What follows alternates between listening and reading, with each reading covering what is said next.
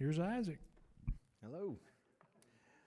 All right. Thank you all for taking time to come out this evening on your Wednesday night, and hope this will be a good use of your time for everyone. And I just want to briefly take a moment to introduce myself and tell you a little about my background and experience, and then we'll jump into some of the material. And I would say, this course, I teach a stewardship class in our Sunday school at church.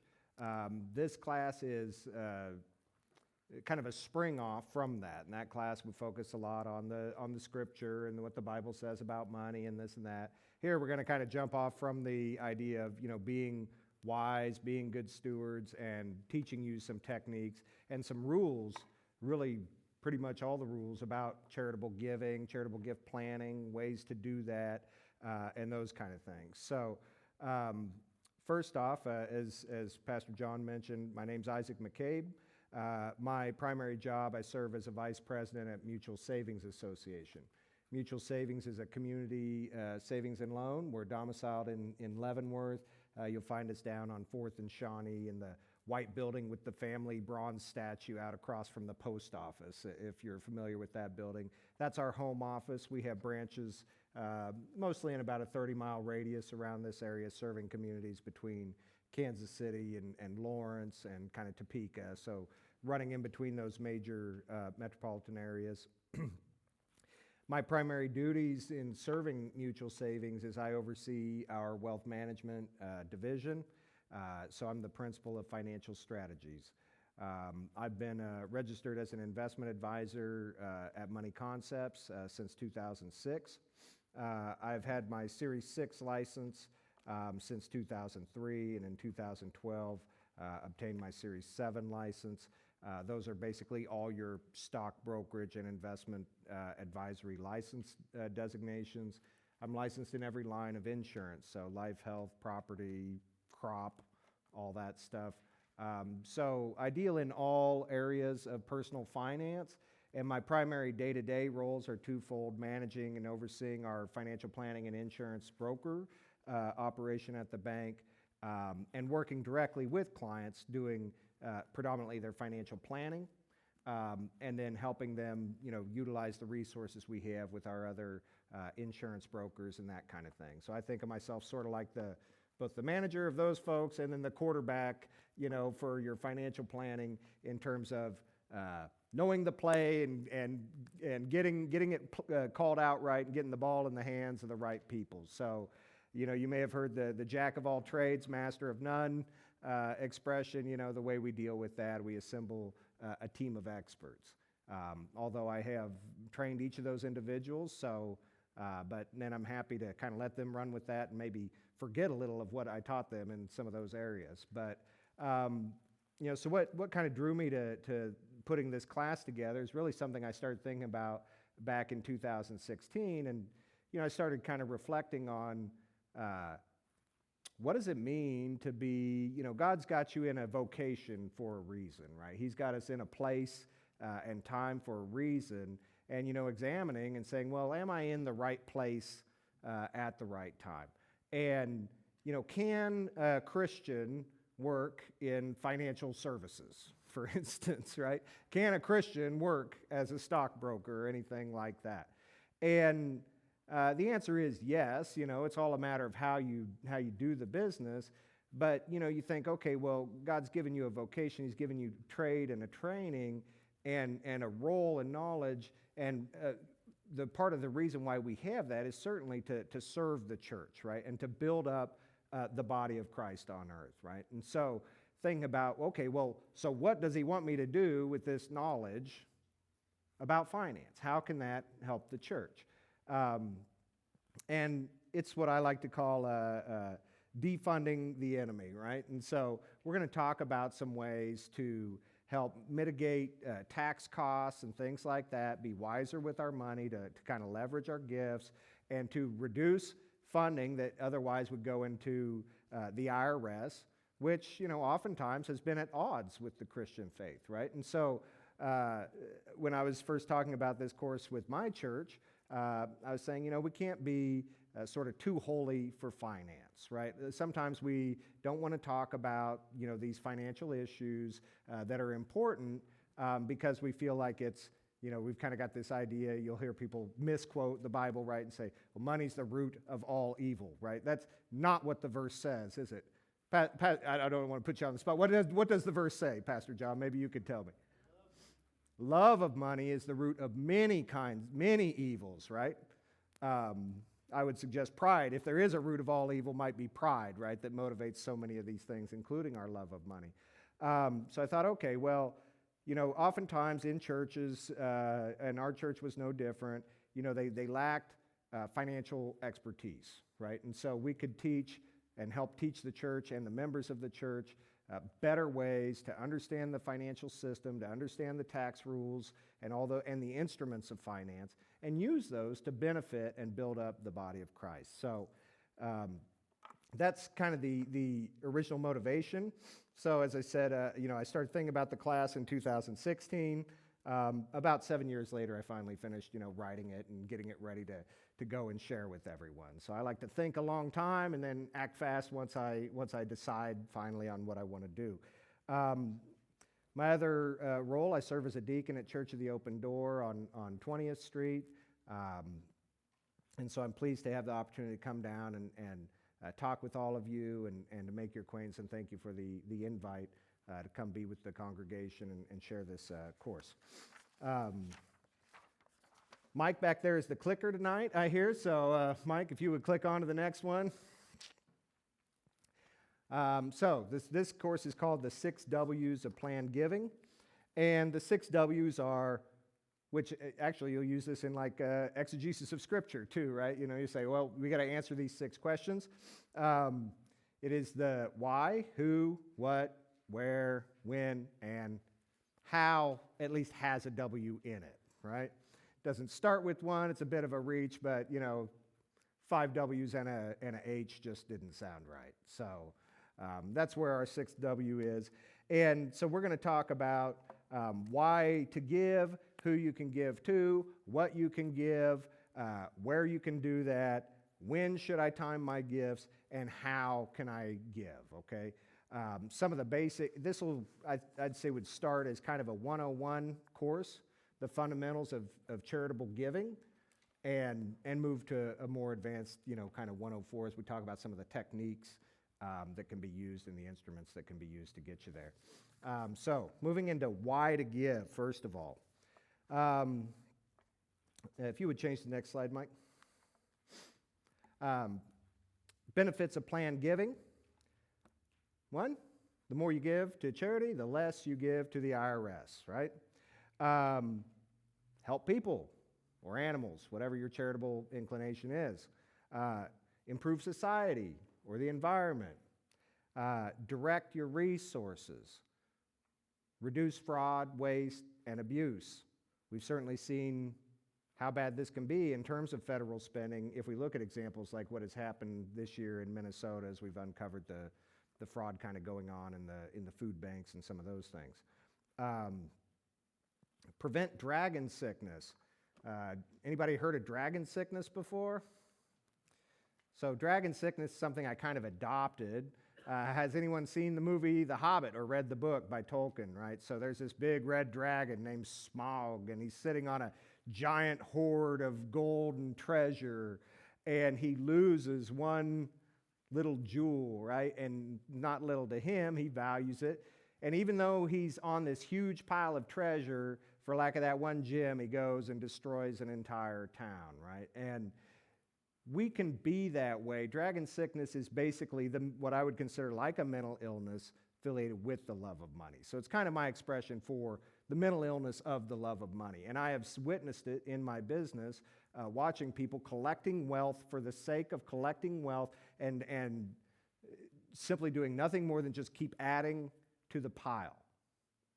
We're not here to just store up treasures here on earth and then die and make someone else rich, right?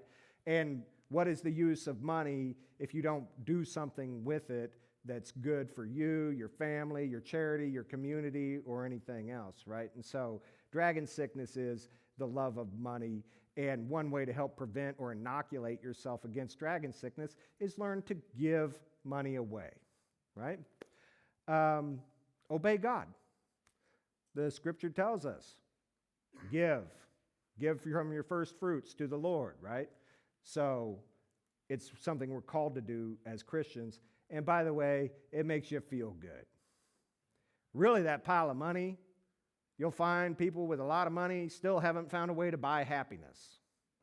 Okay, they may buy comfort, they may do a lot of things, but you'll often find they can be very discontent still because they've dedicated themselves to this accumulation of wealth only to find that money don't buy happiness, right?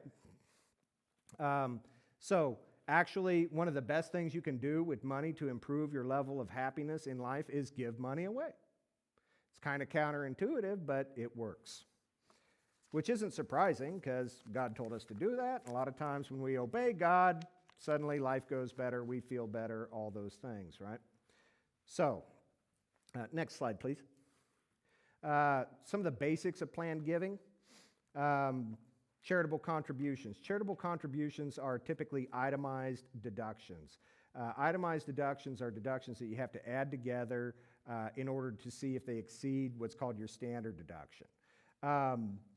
So in 2025, the standard deduction for an individual was $15,800 or up to $32,000, basically twice that for a married joint couple. You could take off an additional $1,350 for a dependent, or if you're aged or blind. And so the short of that is that you weren't really able to deduct a lot of your charitable giving, even though it is tax deductible, unless it exceeds your standard deduction, right? And if you're like a lot of folks, and if you're a married couple or something, you may not have given more than $32,000 in the last 12 months, right? And so a lot of people, even though giving to nonprofits is deductible, they weren't getting the full tax benefit of that. So we'll talk about some ways, too, that can help you to be able to get more tax benefit from that. And other things that go in to help you itemize are things like mortgage interest and medical expenses and state taxes and property taxes and all those things. So now under the in 2026, under the One Big Beautiful Bill Act, or OBBBA for short, you are able to take what's called an above-the-line deduction. You can deduct kind of per filer, so $1,000 for an individual, $2,000 for a joint filer. You can deduct against your income without having to itemize. Okay, so that first, $1,000 or $2,000 that you give in the course of a year, you will get to fully deduct that. But oftentimes, donors and church supporters are giving more than that in a given year. Next. So something that can help with that is a technique called lumping. Lumping. What does lumping your gift mean? Not a very attractive term, but lumping is a strategy of basically putting together multiple years' worth of gifts in a single year to allow you a larger deduction. Okay, and there are various ways to do that. So why would I want to lump donations? Well, so that I can get the deduction, right? And take that kind of all in one year to get a larger charitable deduction, and then still have all my standard deductions in subsequent years, rather than never being able to deduct any of my gifts that are over $1,000. So, lumping allows you to exceed the standard deduction in a single year. It allows you to itemize that year to get a tax benefit, and allows you to still get your standard deduction in all the other years. There are vehicles like donor advised funds. Maybe I want to lump those contributions this year, but I don't necessarily want to give them all out this year, right? So I may lump them together into a donor advised fund, which is basically a nonprofit organization that holds money to be granted to charity, and I can lump those gifts in there at one time and then disperse them over several years, right?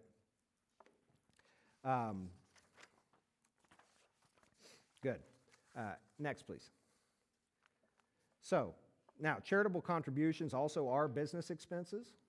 If you have a business interest, all businesses itemize their deductions, right? There's no standard deduction in business. So if you have a business, then you can perhaps give through your business and deduct that as an expense instead of from your personal checking account.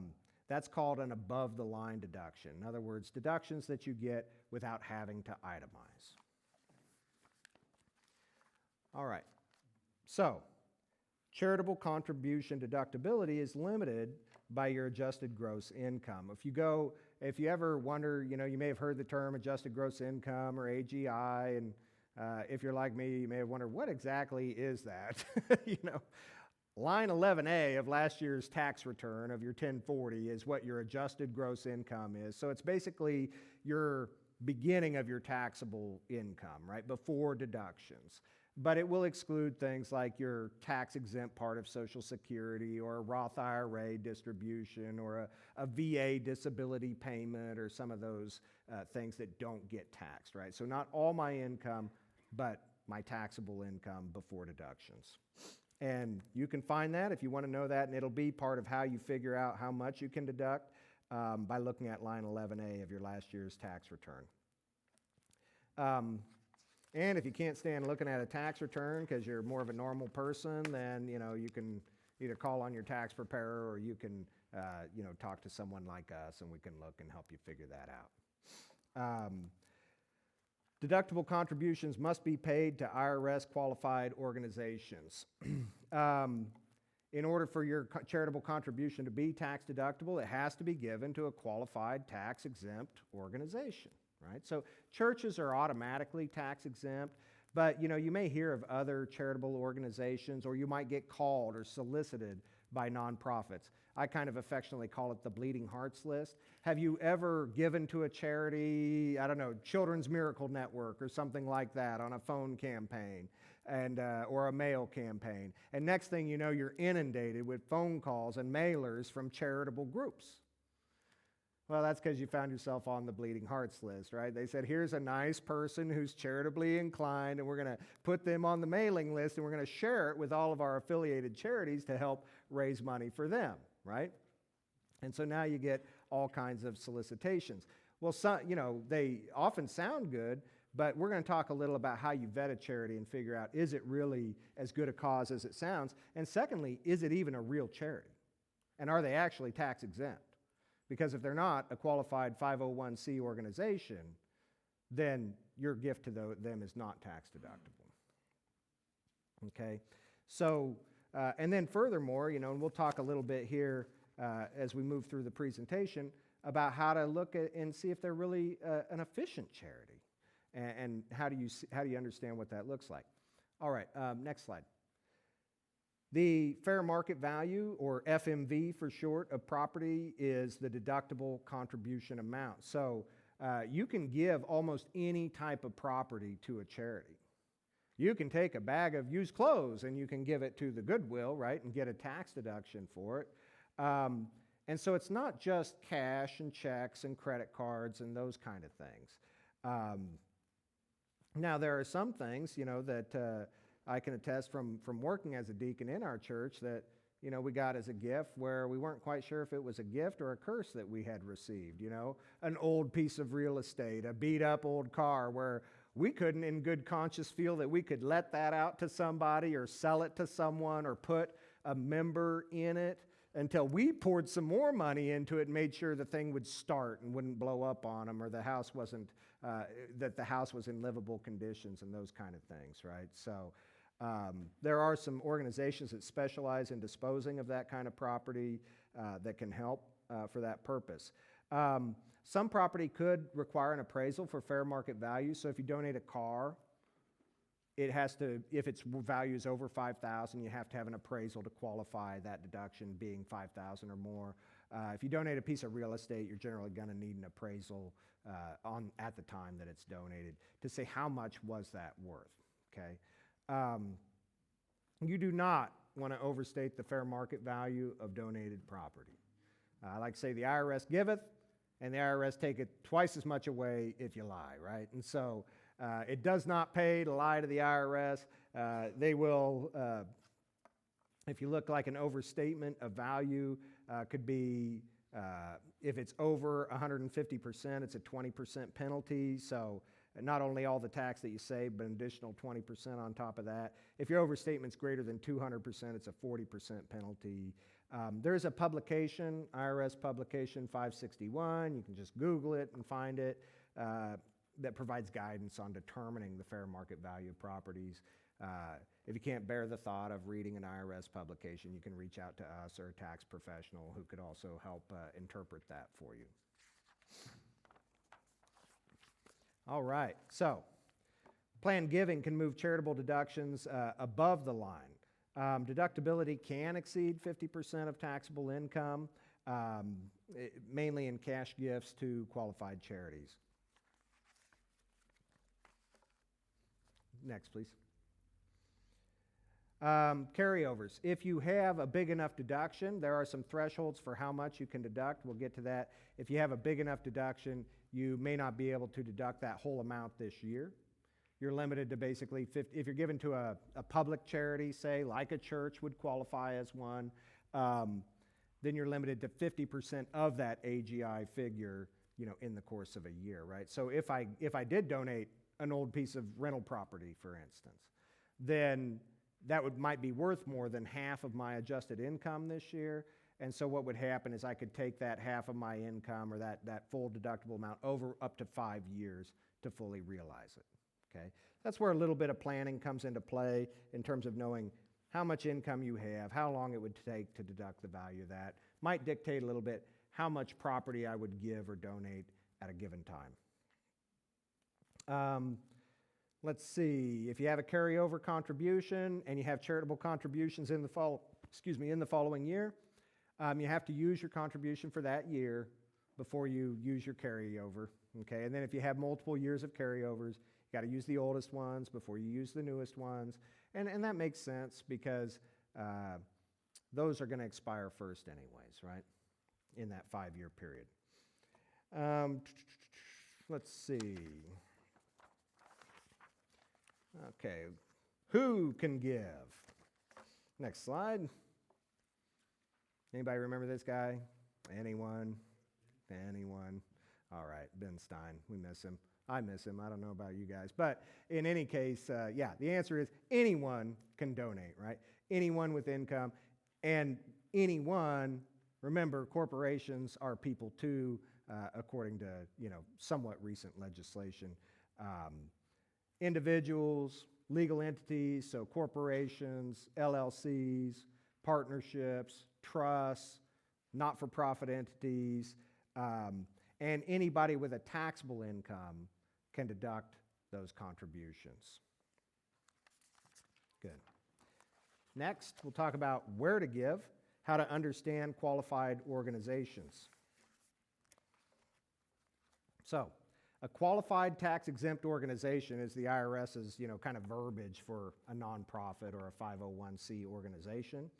You can only deduct contributions made to those type of organizations.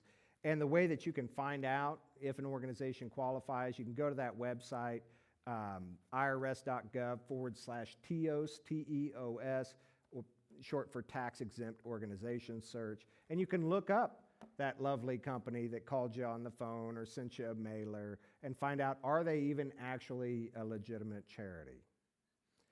Now, not every charity will be found on there, so churches are not found on there sometimes. I actually looked, because I'll normally run the check on the charity as I'm coming, and I couldn't find Leavenworth Baptist on there, but I also couldn't find Church of the Open Door. And doing a little more research, I realized churches don't really have to file with the IRS for their tax-exempt status. It is something that you can do if you wanted to pop up on the TEOS search, but churches are automatically granted that status, and so you may not always find churches on there.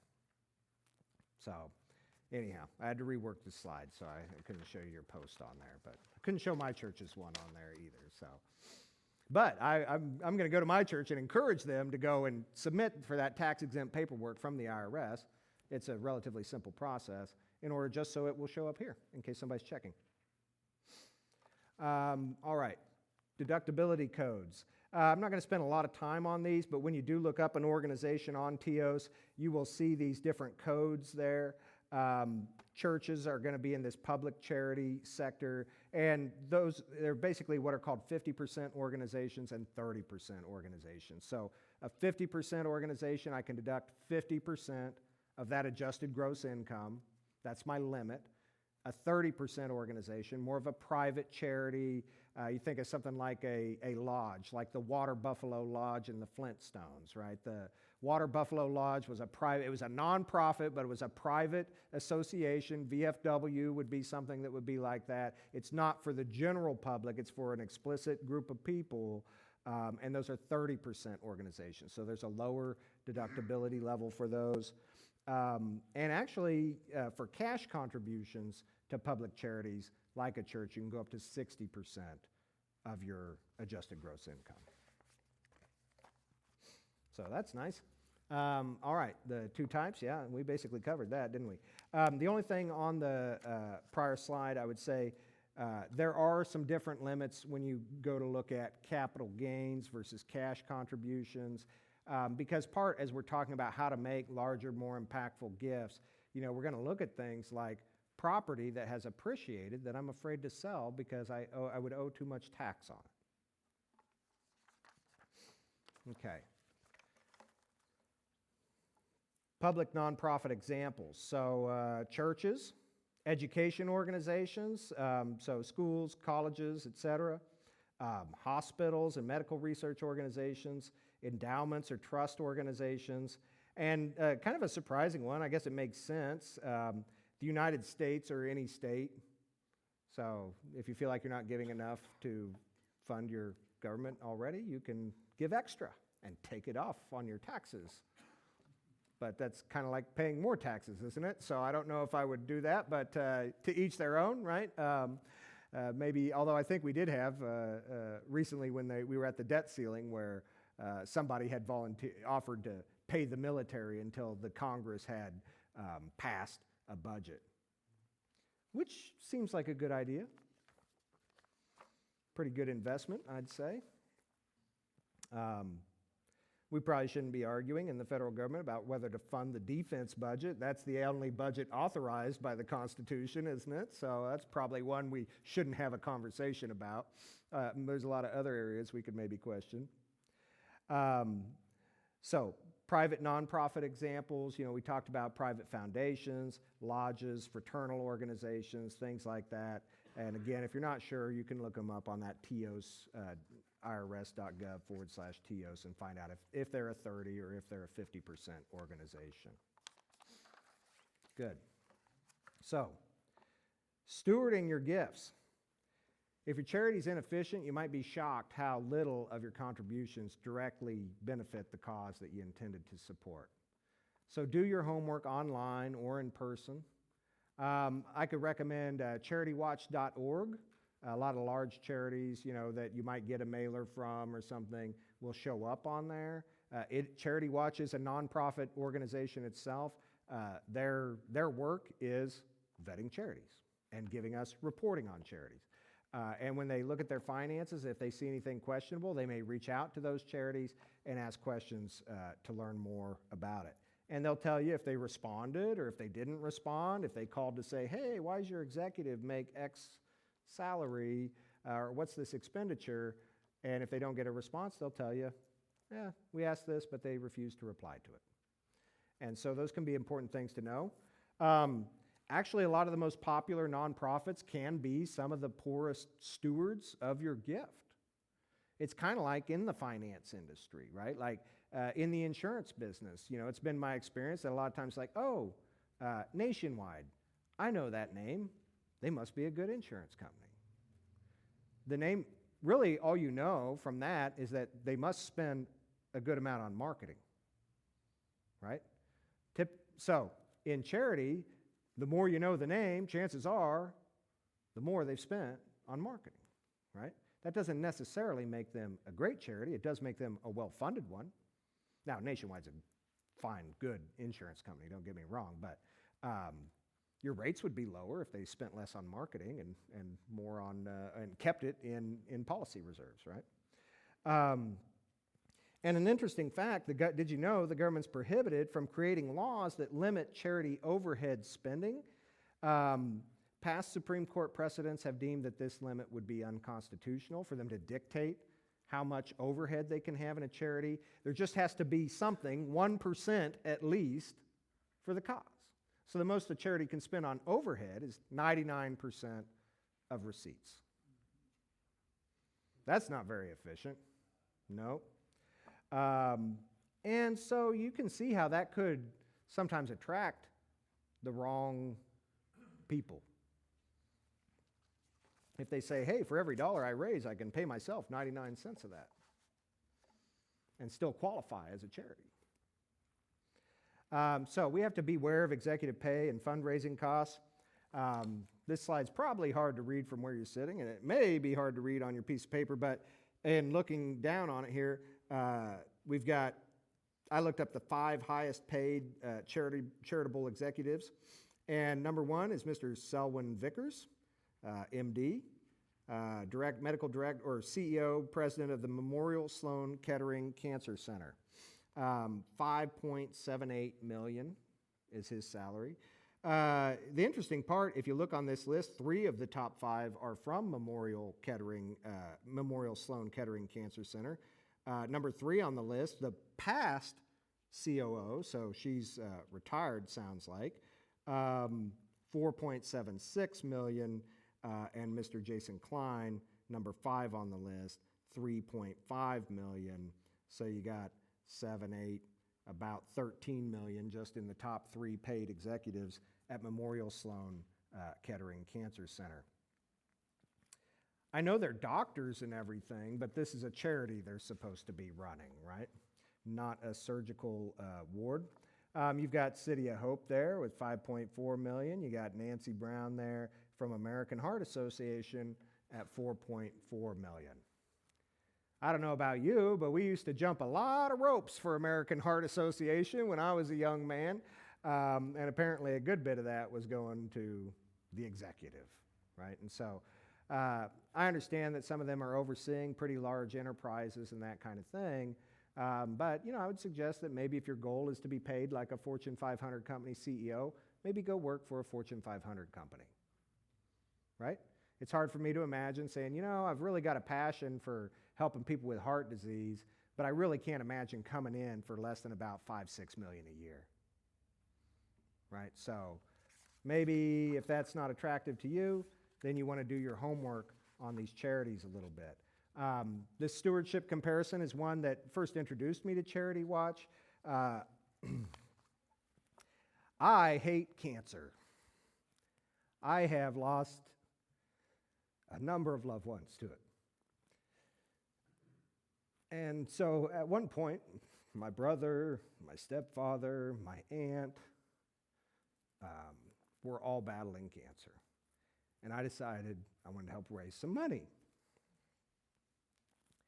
And I had to pick, what kind of cause it was going to go to. Pick an organization that I wanted to raise some money for cancer research. And so I started researching, and I found 2 cancer research organizations. One, the American Breast Cancer Foundation, Foundation. These are Charity Watch reports. You can see that the American Breast Cancer Foundation gets an F from Charity Watch. Their program percentage, 26% of their funding goes to the cause, right? So for every dollar that you give, 26 cents gets to the research, 74 cents goes to the overhead. When they look at cost to raise $1 or $100, it's $85 per 100 to raise. So a whole lot of what you're given is just going back out for postage to bring more in, right? Well, that wasn't necessarily what I was looking for. Ultimately, I settled on the Cancer Research Institute. They received an A grade, and you can see they're almost the inverse. 86% of every dollar given is going directly to fund the research. They're spending $12 on fundraising for every $100 that they raise, right? That's reasonable. They've got to spend something in running the organization and in raising money. That's fine.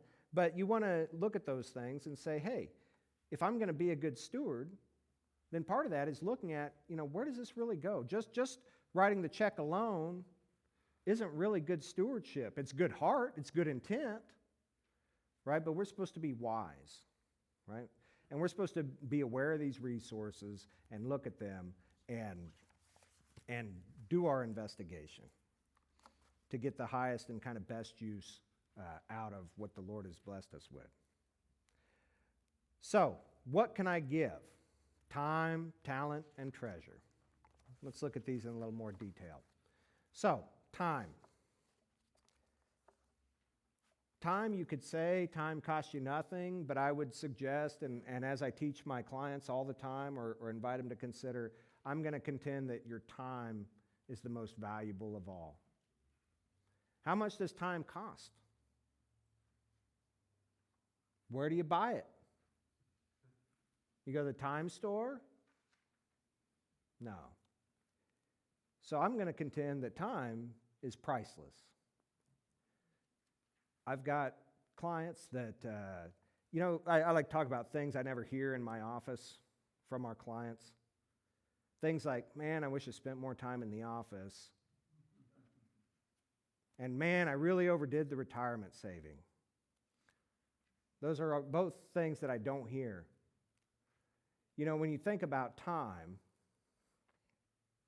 somebody once told me, one of my customers, I thought it was a great description. They said, Isaac, life is like a roll of toilet paper. The more you use, the faster it seems to go. Right? And I thought, wow, that's really profound and true. And so I don't know about you, when I think about time, if I'm at the end of my days and somebody had that big roll of time, I found the time store and they said, Isaac, I can sell you, for me it'd be Saturday mornings. Saturday mornings are my favorite. I love breakfast. Saturday morning's probably the only day I get to really get up and eat a good home-cooked breakfast before I start my day, right? The rest of my days, it's an alarm clock and shower and get ready and run off to work and get busy and so on. And even Sunday, it's get the kids ready for church, right? Yell at them and say, it's time to go, be holy, right? And so it's a rush, but Saturday is a leisure. I'm there with my kids, drinking coffee with my wife. It's my favorite hours. So if they could sell me more of those days at the end of my days, your only question would be, well, how much will this get me, right? Everything I got. And so this is a great gift that you can give to your charity. How do we give our time? We can serve on boards. We could work for committees. We could contribute our wisdom. We can provide advice. We can mentor others. I can tell you in running a business that by far our people are the most expensive part of it, right? Those employees, buying their time is the biggest cost we have. So if you can give that time to serve your church or other favorite charities, it's really a great blessing for them.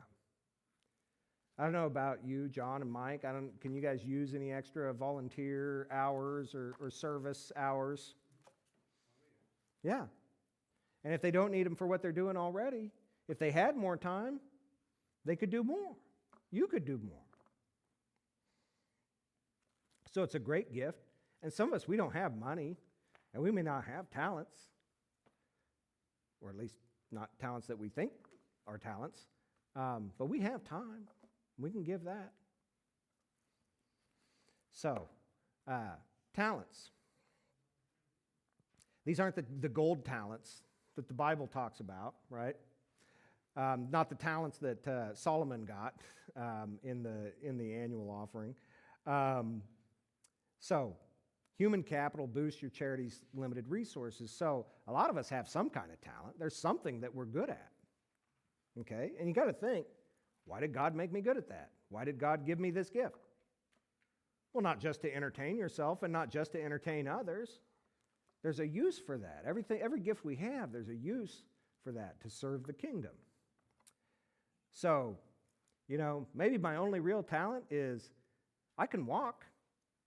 My arms work and my hands work, and I'm strong enough to lift and carry things. Great. That's called labor. We can put you to work. We can use that. at our church right now. We're looking for somebody that can do that so they can help push a broom around. We lost our custodian, and we need somebody to help push a broom around and take care of the property. So by the way, if you're looking for an opportunity there, reach out. I'll be happy to connect you.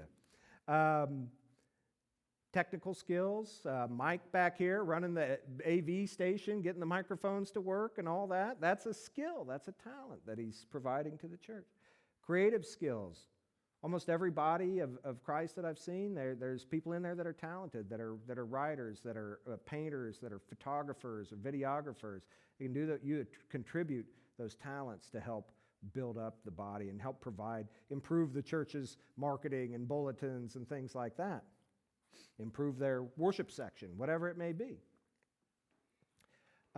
Professional services. These are more kind of some of the things that I help support our church in. You may know about tax or law or finance or medicine. The church has need for all those things, right? So you can donate that skill and that experience. What we're doing tonight, this is part of how I use my knowledge and talent in this area to help teach the churches, help them be better stewards, and help grow the body. Risk management, fancy word for insurance. You may know about insurance. One of my jobs as a deacon, help us review the church's insurance package or risk management package. Pretty complicated. There's a lot of exposures in churches. You may have playgrounds, you've got group events, you've got cookouts, you've got promotions, you're bringing folks outside in. You may have prison ministry and folks coming from, like we have folks come from halfway houses. There's all kinds of exposures. There's a nursery. There's all these things. And so how do we help the church manage those risks, and say, hey, we can't just turn a blind eye to it and hope for the best. That's not what we're called to do. It's to be wise. Again, to be wise. Okay, good. And then we have our treasure, liquid assets. Could be money, soft currency, dollars, greenbacks, hard currency, gold and silver coins, even cryptocurrencies, Bitcoin, Ether, and things like that, right? We got rid of pennies because they cost too much to make, right? But it still costs like $35,000 to mint a Bitcoin. So it's hard to say that's not worth anything.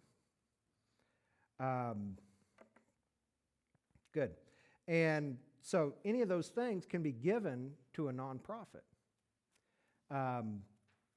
Things that I think we don't think about, though. Securities. Like I have stocks, bonds, or mutual funds. You can give those directly to the church. Has anybody ever had a stock that they made some money on? I have. Some of our clients have, right? Sometimes people will be sitting there. They bought some Apple in 2000. Good for them. Great investment. They made a lot of money. The only problem is now they don't want to sell it because they're going to have to pay a lot of taxes, right? They could just give that to their charity. The charity is tax exempt. So the charity can sell that property and you get a big write-off for that gift of stock, and the charity pays zero tax on it. And Uncle Sam gets none of that windfall in Apple. The church gets a wonderful gift, and you get a nice tax deduction. With a lot of appreciation, might be worth more than what you originally paid for the stock. So you can give property like that. Contracts, you can gift annuities, you can gift life insurance, you can gift trusts, you can name your church as a beneficiary in your life insurance or your trust. Those are some things that we'll talk about, ways to do that. So those are your liquid assets. Also in treasure, we have hard assets. So in hard assets, you have things like real estate. The same kind of problem we talked about in the stock. Has anybody ever had a rental property? Okay, well, in rental property, one of the things that's nice is that you have depreciation, right? So you get to depreciate the value of that property every year, and the IRS lets you take off 5% of the value of that property every year from the taxable income. The nice part about it is you didn't really lose 5% necessarily. It's just considered to decrease in value, right? Because if you don't put more money into your real estate, it will lose value, unless it's dirt, right? The dirt goes up in value. But as we said, the IRS giveth and the IRS taketh away, right? So as I'm depreciating it, I'm lowering what's considered to be my cost, or what I paid, what I've got in the property.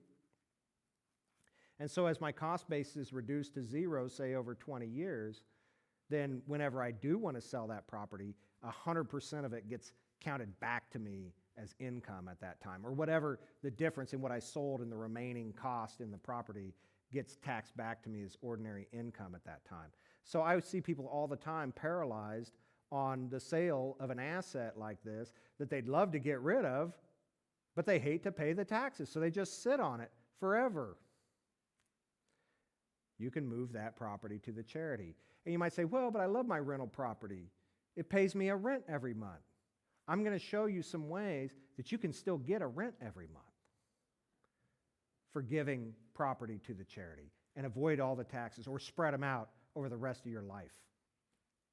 Okay, so these things are all possible. They're all legal. You just have to know how to do them.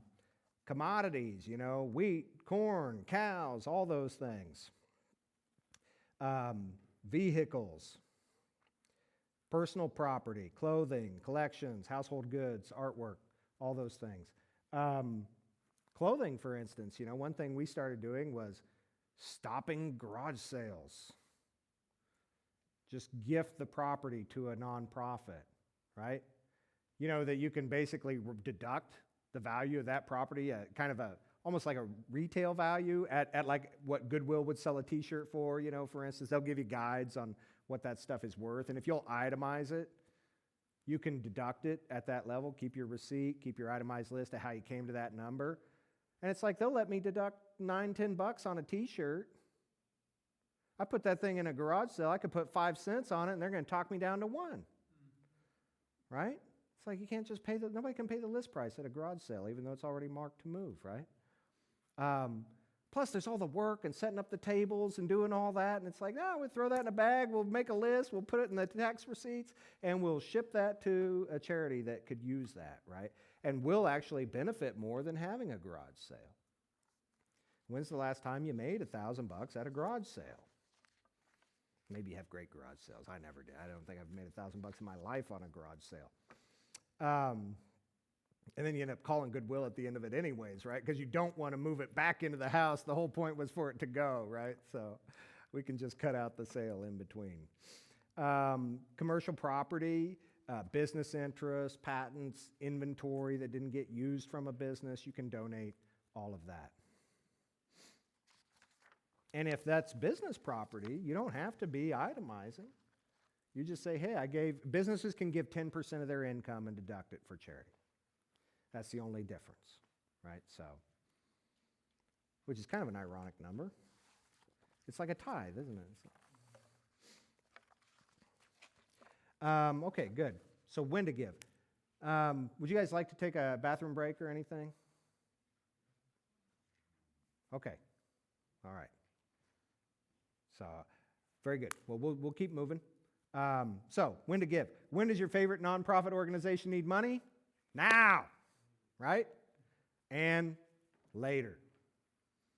Or, as they said last time, all the time. We need money all the time, right? And so, it's good, like remembering your church or your favorite charities in your estate planning, but that's something they might not benefit from for 10, 20, 30, 40 years until the end of your life, right? A lot could go wrong for my charity between now and then, right? So yeah, it's good that you help replace the loss of a valued donor. Many churches are struggling with the aging of the congregation and good supporters who are older passing away and not enough young people coming in or supporting the organizations. That can create a hardship. So if we can remember our church and our estate plan, that will help mitigate some of that. And so they do need that money later, but they need it now so that there's still a going concern later as well, right? And so there are some ways to kind of do your estate planning early and advance some of those gifts that ultimately you intend to leave with the church at the end of your life to get some benefit for both you and the charity today, right?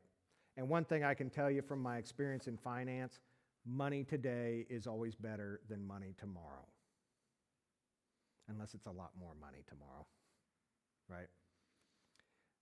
We'll run into this in questions like, hey, what if I take my savings and I pay off my mortgage all at once, and then I will put away my mortgage payment every month and build my savings back up?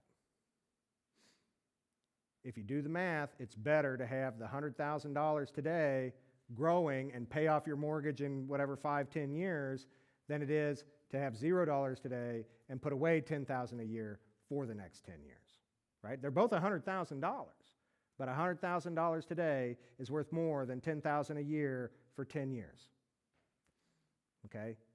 I know the answer to that question. I've been asked it many, many times. I've done the math, and that's how it comes out. The short answer is the lump sum today is always worth more than the payments over time, even if the total is the same number. It's called the time value of money. Okay, and so it's an important thing to be aware of. And so if we can put that, commute more future payments to our church today or to our nonprofit today, it's a bigger help to them. Even if all they did was just sit there and hold it in trust and use 1/10 of it a year for 10 years. Maybe they could earn something on it in that time. Or maybe you could have it earning something in that time. Okay. So, now is the time to give. We give with routine gifts from our regular earnings, right? Many of us are trained and kind of practiced in this. We get our paycheck or tax return or whatever, and we take our 10th or whatever you like to give, and we donate that to our favorite nonprofit. Intermittent gifts from windfalls. I have an inheritance, a tax return, something like that. Have a big win on a sale of real estate or stock, and I give from part of the win. Lumping can improve tax efficiency, where we can, say, take multiple years' gifts and put it together at once. We can gift those appreciated assets that I talked about that you don't sell due to the tax liability. As I mentioned, they can sell that property for zero tax cost. That's a pretty powerful thing. And if they're holding the money, they can invest and they can have earnings and still pay no taxes. It's fantastic. And, I don't know, I'd have to ask Pastor John here and Pastor Mike, but, I'm thinking that would you forgive somebody if they were to donate $50,000 to the church today rather than $5,000 a year for the next 10 years? Yeah, you have to pray about it. My favorite answer. Yep. Or as I call the Sunday school answer, Jesus, right? Just say Jesus is always the right answer in Sunday school. Anyways, yeah, I'm sure they won't mind, and they'll be willing to forgive you, for the fact that the next 9 years you don't come in with that $5,000. Just say, hey, remember that $50K I gave you 2 years ago, 3 years ago, 4 years ago, right? And I have had clients who have struggled with this, where they've done some lump sum giving, and they're like, I just feel wrong going to church and not having my, check in the plate or whatever their thing is. And so, if you need to, something like a donor-advised fund could let you get that lump gift in and still send a gift to the church once a year or month or however you wanted to do it if it just made you feel wrong. But again, remember, it'd be a lot better for them to have the money now than $5,000 a year for the next 10 years. And I know as we talk about some of these figures, they'll seem daunting, but I can show you some ways where, some of these assets are available that you can use for these purposes. Now, the one thing to remember is that if you're giving away money to a charitable organization, money has to be in their hands before the end of that tax year to count for that tax year. Okay, so they got to at least have that check by 12/31. They don't have to have deposited it yet, but you got to have deposited it with them anyways. Okay, so later, organizations you support depend on your giving now. We talked about what happens if you can't give later, but give that some thought. Leaving part of your estate to the charitable organization. There are a few ways to do this that are pretty simple. Some are simple, some are complicated. A will, trust, or beneficiary designation called a TOD or transfer on death designation can accomplish this for unused assets. if they say, hey, remember the church in your estate plan, what's one way I can do that? Well, I can just name them as a beneficiary on an account. It's pretty simple. It's free. And when I pass away, just, ideally you want them to know that they were a beneficiary so they know when you pass away to, hey, go reach out about this. If they don't know, if they're working with somebody like me, I'll know who the beneficiaries are and say, hey, who's this one that hasn't claimed their money? We need to try to find them, right? And so that's a free and simple way to do it without a fancy trust or estate plan or that kind of is an estate plan. One thing I would say about estate planning is that, in any financial planning, is that everybody's got a plan. It's just a matter of whether you made your plan or whether you get the default plan, right? It's that choice not to make a decision is still a decision, right? And so if the default plan is whatever the world and the law does with your estate, right? Or you can direct those things and make a plan and be intentional about it. Or as my dad likes to say, Isaac, if you don't make the plan, the world will make the plan for you, right? And the world's plan is for their good, not for your good, right? And when I pass away, one thing about remembering the church in my estate, and one of the reasons why maybe I hold on to more money in my lifetime is because I'm just worried about the unknown, right? I see it all the time. I have, retirees that are, they're sitting on plenty of money. They're not, in many cases, not even using it. And it keeps growing. And they're going to die with more money than when they retired. And tigers don't change their stripes. They don't suddenly go from great savers to super spenders. It's a different type of mentality, right? And they don't know, but they're just sitting on it for fear of the unknown. I call it the boogeyman, right? Things like future health care costs. What if I need nursing home care? These kind of things. And they don't know. They just keep saving the money and hoping it's enough, right? Well, we can put a face on the boogeyman. We can tell you how tall he is and what he weighs and where he hides and all those things, right? And help you make more of a plan than that and help you determine, are there assets here that ultimately I'm not going to need? Then either give them away while you're living or give them away when you're dead. But you need to think about what will happen with this stuff. And, as many people are reluctant to just leave it all to the kids, right? Maybe the kids have issues. Maybe we have issues with the kids. Maybe they're not good with money, and the other thing is you can spend it or you can give it. But, I like to say don't deprive yourself of much because those who receive the money when you're gone aren't going to deprive themselves of anything with it. And all that stuff you didn't buy and use while you were living, they're going to go get all of it. They're not even going to worry about the taxes because it's a windfall, right? And so, think about how can we direct those things to their highest and best use. It is good to leave an inheritance for our children. The Bible says that, right? But we don't have to leave all our money to our children. And it's not necessary. It doesn't say that. Charities do have insurable interest in donor lives. This was actually passed even last year into law in the state of Kansas to say that, I started approaching some of the insurance companies and saying, doesn't my charity have an insurable interest in my life? I'm a donor. I go there weekly. I give money to the church. There's a financial relationship there.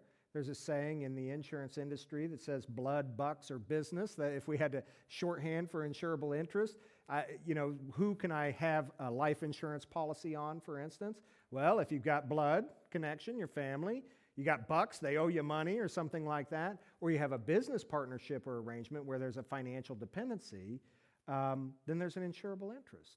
So churches have insurable interests in their members. Kansas codified that into law last year. And so churches can own life insurance policies on members and things like that. And so we'll talk about why that's important, because in some of these giving concepts, I understand that you may not want to give away so much money to a charity because what about my kids? I do want to leave them an inheritance. Well, there's ways to do that. Instead of leaving an IRA to my kids that's taxable, I can leave life insurance to my kids. My church can help me get it with tax-free money that otherwise would have been taxed to me or my kids. And so we'll look at some of those concepts. But that's an important thing to know. All right, both. We can give now, we can give later, we can give both, right? Gift today, remainder gift tomorrow. Charitable remainder trust or charitable gift annuity, both, are something that fit in this category. A charitable remainder trust is an irrevocable trust that lets you give assets to a charity and draw an income for life or for a specific period. So some of the things we're holding on to money for, aside from medical costs, is leave an inheritance to my children or to live on. Maybe I'm taking an income, a withdrawal from those assets. I understand that we all have those problems and that we need our money for those things, but what if I can give these assets to a charity and still have the income? Or have a better income than what my CD is paying me in the bank? That's a win-win situation. So, how to give. Applying financial planning to charitable giving. So now we're going to talk about some of those techniques. The last W. Okay. So we can give from income. Routine support, we pay it as we earn it. We give our tenth or whatever we give to our church or favorite nonprofit. I'd say consider that the traditional way. It counts as income when you get it. It counts as a charitable deduction when you give it. The income could be earned from work or, my favorite, unearned income. Doesn't mean you don't deserve it, just means that it was passive income, like from an investment or from real estate, the money you didn't have to go and punch a clock, so to speak, to earn, right? By the way, that kind of income, just on a tangent, does not affect your Social Security income, so some people have questions about that. If you do, that's your answer. Your wages affect your Social Security benefit if you're thinking about, should I get my Social Security? Gifts may be automatic or they might be manual. You may walk in with your check or your cash and drop it in the plate, or, I like to send mine through online banking and the check just automatically shows up at the church. Either one is fine. Routine income is very valuable for charitable organizations budgeting, right?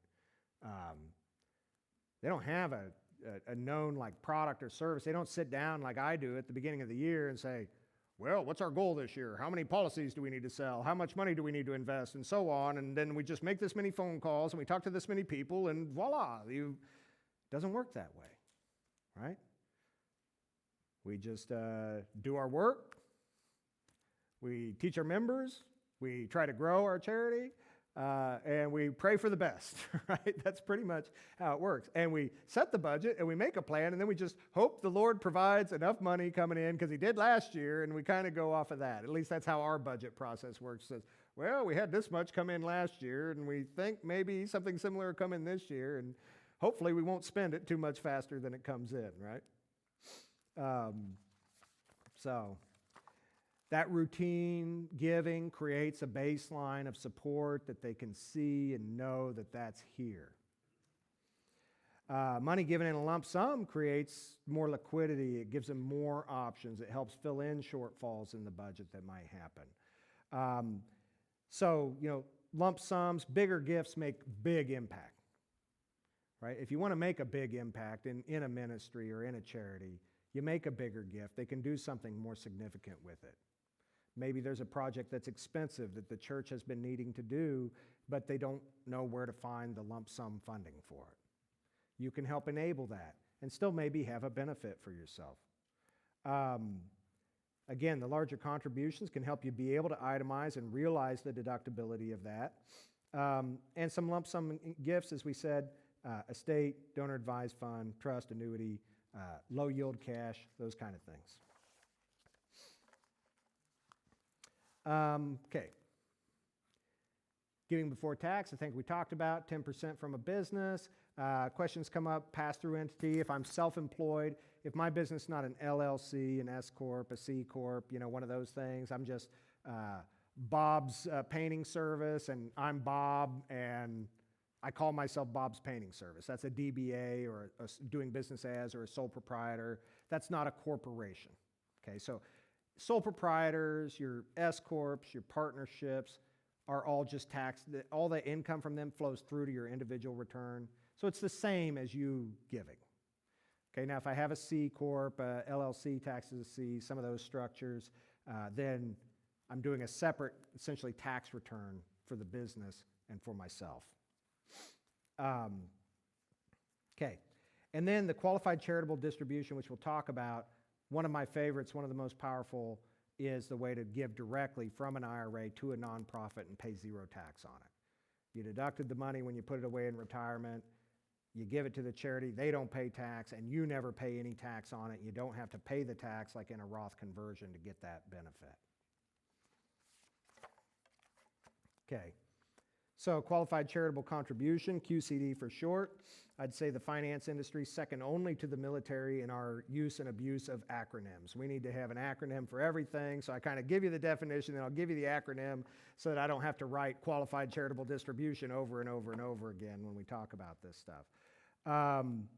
So a qualified charitable distribution is a distribution from an IRA, a withdrawal from an IRA owned by an individual who's over 70 and a half years of age that's paid directly from the IRA to the charity. So you don't get the check in between. It does count toward your required minimum distribution. So if you're, or RMD for short, so if you're 73 and older, then you have to take a certain amount of money from your IRA every year. And if you're not 73, let me banish the thought that you got to take it all out when you're 73. That's not how it works. You got to get it all out by the time you're 100 pretty much, and you got to be on a path to have it all out by the time you're 100, starting at 73. So basically you're taking 1/27th of the money out that's required at 73. So you can start these withdrawals at 70 and a half, and that's because that used to be the required minimum distribution age. But they changed the law a couple years ago. The older Congress gets, the higher the RMD age goes. That's the only real correlation I can find, but so now it's 73. It used to be 70 and a half, and since they make the laws, they're like, I think we could let it sit another 3 years. And in any case, it's still 70 and a half on QCDs, even though you're not required. But if you are 73 and older, what you're sending out in qualified charitable distributions, they can go directly to the church and pay no tax on it, and they still count towards your required distribution. And that's a beautiful thing, because there's almost no areas. If you want to understand the IRS, it's really pretty simple. Over 23 years I've been in the business, I've learned this that helps me understand the entire revenue code. If you haven't paid tax on it yet, you have to. And if you already paid tax on it, you don't have to pay again. Every tax question you have, with like 2 exceptions, the QCD and the health savings account, are it. Why don't I pay taxes on a Roth? Because I already paid the tax before I put it in, right? So you don't have to pay again. Why do I have to pay taxes on my IRA when I took it out? Because you didn't pay tax on it yet. You either deducted it or you took it off on your payroll in your 401k or something like that, right? And so it will help you answer all those questions that might come up about whether something's taxable or not. Now, you can do a max annual qualified charitable distribution if you're 70 and a half or older for this year is up to $111,000 that I can move from my retirement plan to my favorite nonprofit without paying tax. Yes, sir. If you remember when I asked you about these Yeah. several months ago, whenever it was, and you told me it so that everybody knows that your RMD, Mm-hmm. you said it's roughly 27% of the total amount. They figured 1/27th of your total amount. Yes, sir. yes, 127. Sorry. So a little under 4%. Yeah, they figured that you'll live from 73 to 100. You died. They've got all your money. Right. It's all out by the time you're 100. Right. So if I'm 99, you got to take out like half your IRA that year, what remains. So Yes, sir. If you start looking at that, Mm-hmm. you have an IRA and you start looking into it, you figure that if I've got to take 4% or 1/27th of the total Right. out per year, and if I do Yeah. this Qualified charitable distribution. it goes from that directly to this. So if it was $5,000 a year and you are tithing today $5,000 a year, Right. in essence, you could double the amount of money you're given and never have any taxable liability at it at all. Correct. Yeah. So you could do a couple of things with that tax savings. Let's say I'm taking I'm getting withdrawals from my IRA and I'm claiming them as income and I'm paying my taxes and I'm giving to the church. And I happen to be giving around $5,000 to the church or $4,000, whatever it is.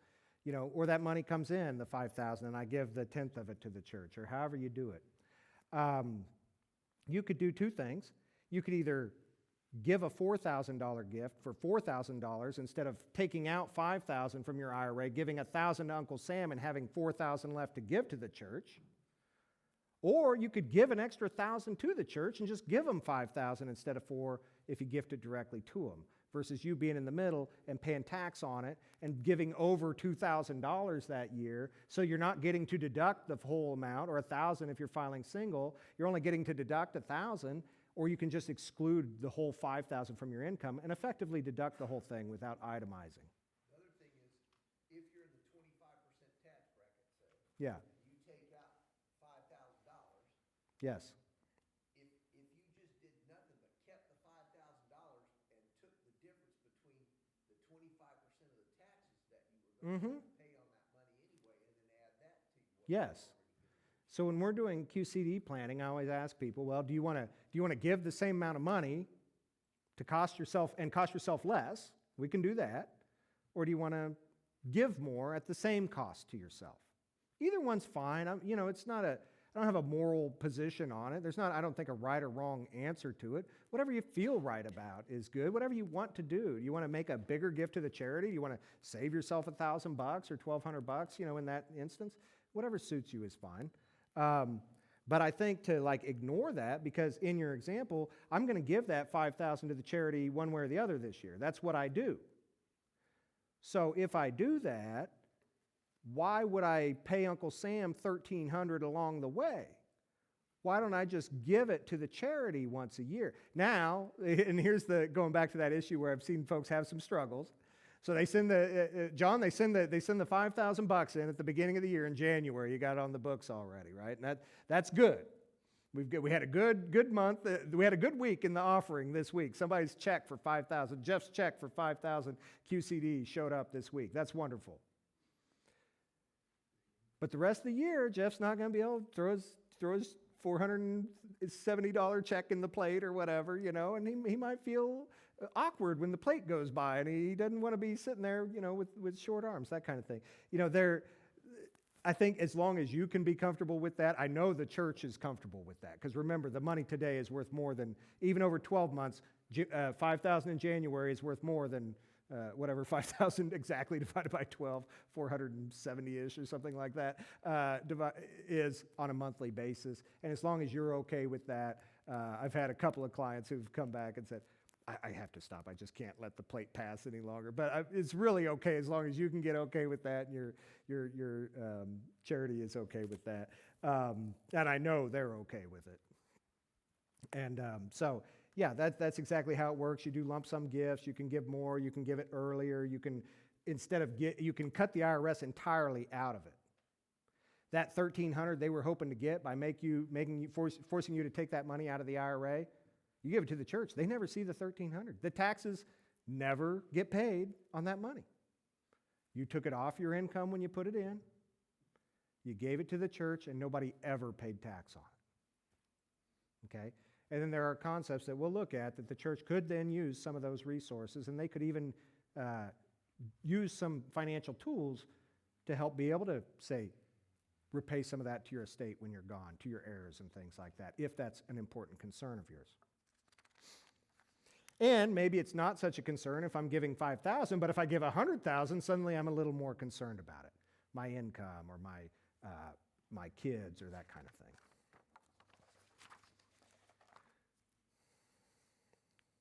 Mike's got a good rhythm back there now. You just see when the page flips, and as long as I keep turning the page, he'll know when to turn the slide. So, what's that?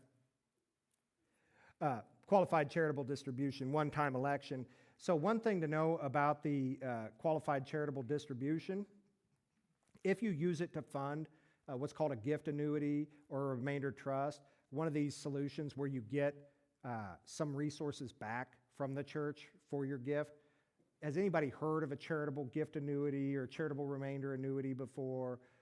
Yeah, some of the bigger charities will promote them as part of their fundraising campaign. They have calculators on their website and everything to show you how, hey, if you give us a $100,000 gift, we'll give you $6,500 a year for the rest of your life, or $5,500 a year for the rest of you and your spouse's life, and you'll get to deduct $40,000 on your taxes this year, so you'll get to itemize and have a big deduction, and you'll get to exclude a lot of that income that we pay you for the rest of your life. You'll pay tax on only $2,000 a year the rest of your life.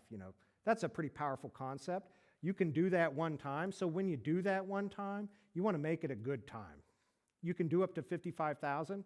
My advice would be, when you're doing that one-time qualified charitable distribution from an IRA to fund a charitable gift annuity or remainder trust or something like that, hit that $55,000, because you don't get a do-over. You don't get to go back later and use the $20K or that. So if there's that kind of resource available in your IRA and your qualified age to do it up.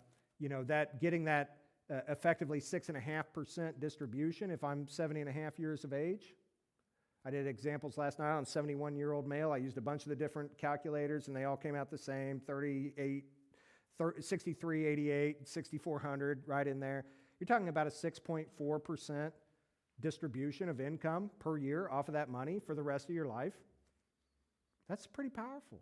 That's great. That's generally over what we're telling folks to live on with their IRA anyways. We're telling them live on 5.5. And if you're talking to the fee guys, they're telling you live on 3, because of the 4% rule minus the 1% fee, right? And so if I can go and live on twice that income, that's great. That's what I was using the money for anyways, was to live on. I wasn't trying to spend it all, okay? And there are good times if you do go broke, to go broke. And that's at the end of your life. Because at the end of your life, who gets what you haven't spent if it's not the kids? Who gets to it before the kids even get a chance? Who's that? The doctors and the nurses and the drug companies. And they make you, I call it milking the cow, and they suck out 80, 90 grand a year until it's all gone, and then you go on Medicaid. Right? That's the fate of a lot of that money. If I already gave it to the church and the church has given me an income, all they can attach to is my income. The church gets to keep the money. I had the income that I needed from the money while I was living. That's a powerful thing.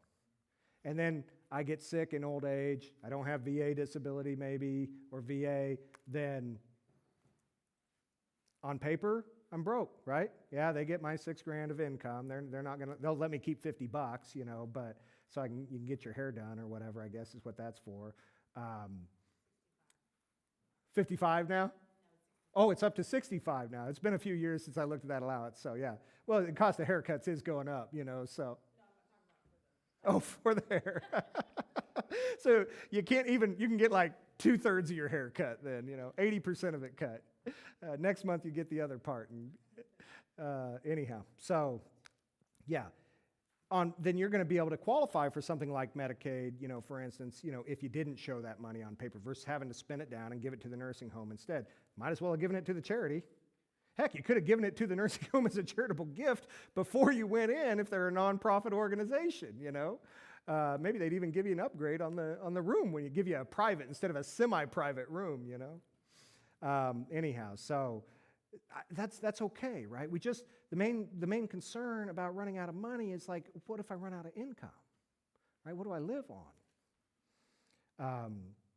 And so, as I say, if we do go broke, there are good times to do that. And at the end of our life is a good time to do that. And what many of my clients tell me is they're like, I'm cool with leaving money to the kids, but that's not my goal. I want to live on the money. And some of them explicitly tell me, my goal is to use it all by the time I'm dead. And it's like, yeah, the trick of that is you just got to not run out of money before you run out of days. It's a very delicate, and it's easy. It's just an algebra problem. As long as you can answer one variable, what day are you going to die? But that's the toughest question, right? We can make some educated guesses, and I can share with you statistics, and you can look around and say, well, that one's surely going to, they'll be lucky to make it 5 years, and this one, they'll probably never go. But I watch them all the time, lose people in their 60s that were running every day, die of a heart attack, and people that chain smoke every day that are 86 and still chain smoking, So I don't know. Things I do here in the office is, man, if I knew that I was going to live this long, I'd have took better care of myself. Some of you can relate to that. I understand. I start to relate to that. All right, tax-deferred assets. So assets that are tax-deferred, these are things that we don't pay tax on until we sell them. Your IRA, for instance, is tax-deferred. You don't pay tax on it until you get money from it. It continues to grow without reporting it as income. Other things that are included, property like real estate, collectibles, vehicles, commodities, bullion bars, securities, which is a fancy word for stocks, bonds, and mutual funds, insurance contracts like life insurance and annuities, and currencies like precious metal coins or cryptocurrency, all grow tax deferred. You pay tax on most property when you sell it for more than you paid for it.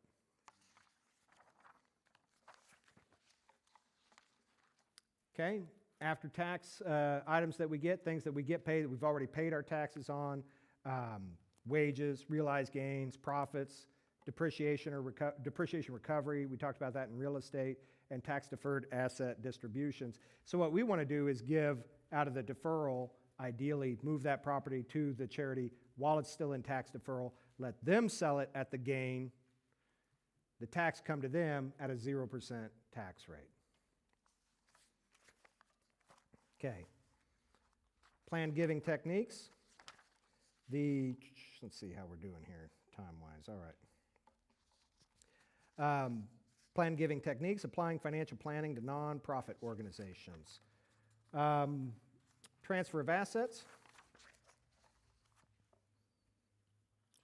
If I want to transfer assets to a charity, it's pretty simple. You update the name of the owner on the account. There's pretty much shorthand for it, or update the registration in the finance business, the fancy word for saying ownership or title. So I can, if I had stock I wanted to give to the charity, typically we'll have the charity open an account, the owner has an account, and they just move the stock from their account without selling it to the charity's account. Now the charity has it in their name, they can sell it, they don't pay any tax on it. You get to write off the value of the stock on the day that it went there. Vehicles, real estate, all those things, we just go in, we change the title to the church or the charity, and now it's theirs, and now you've transferred that property to them on that date, whatever the value of that property was on that date.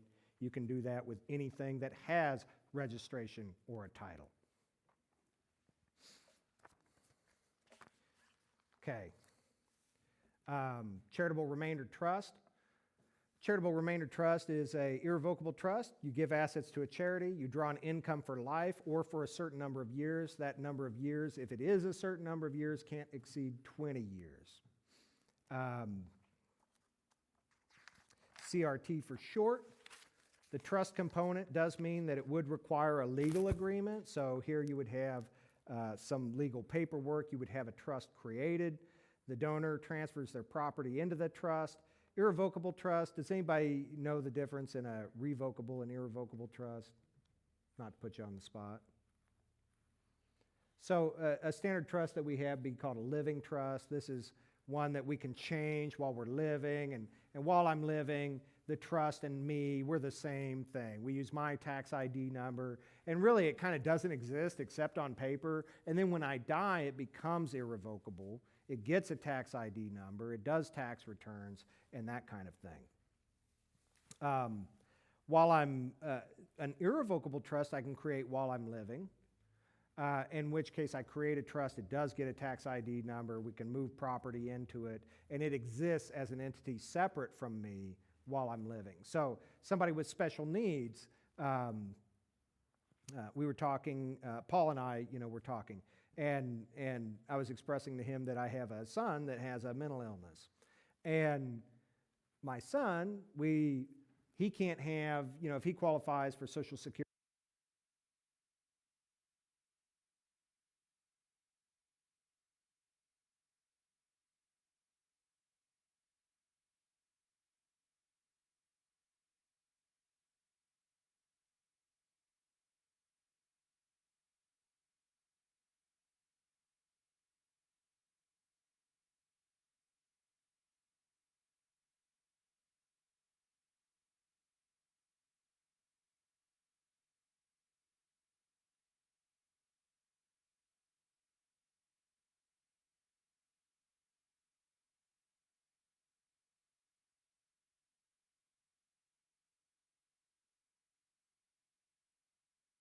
Hello.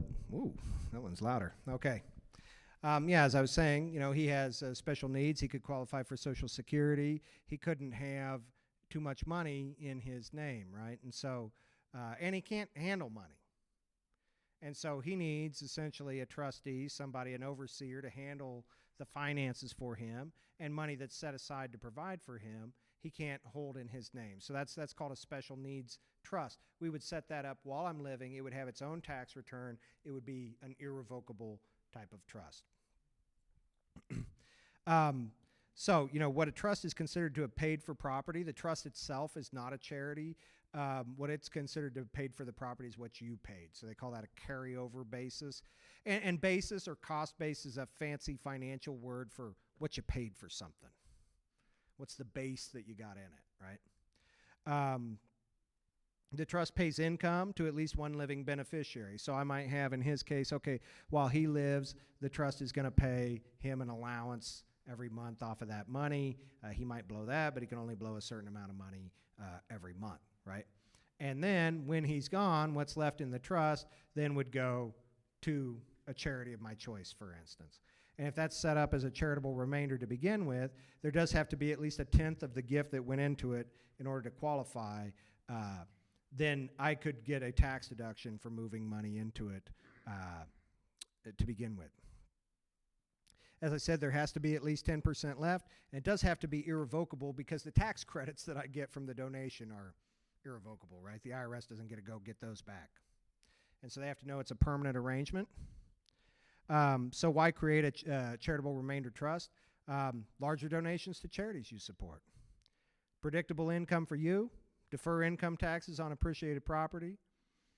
Pay a lower marginal tax rate, right? Like even how much income I take in a year affects how much tax I pay, right? Because the higher our income goes, the higher percentage of our income goes to taxes. That's called progressive taxation.